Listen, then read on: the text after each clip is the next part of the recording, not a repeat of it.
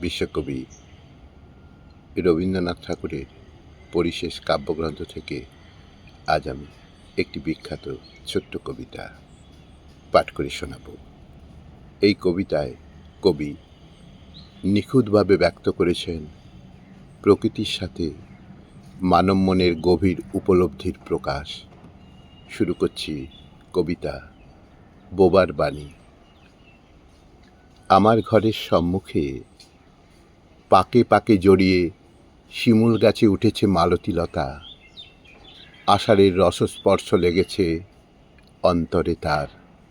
সবুজ তরঙ্গগুলি হয়েছে উজ্জ্বল পল্লবের চিক্কণ হিল্লোলে। বাদলের ফাঁকে ফাঁকে মেঘচ্যুত রৌদ্র এসে ছোঁয়ায় সোনার কাঠি অঙ্গে তার।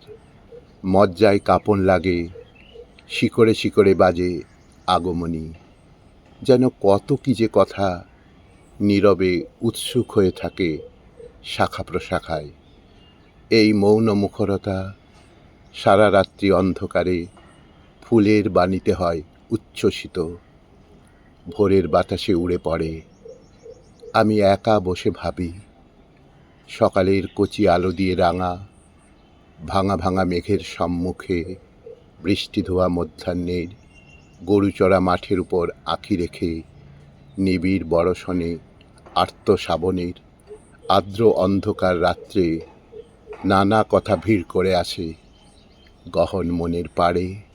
বিবিধ রঙের সাজ, বিবিধ ভঙ্গিতে আসা যাওয়া অন্তরে আমার যেন ছুটির দিনের কোলাহলে কথাগুলো মেতেছে খেলায়।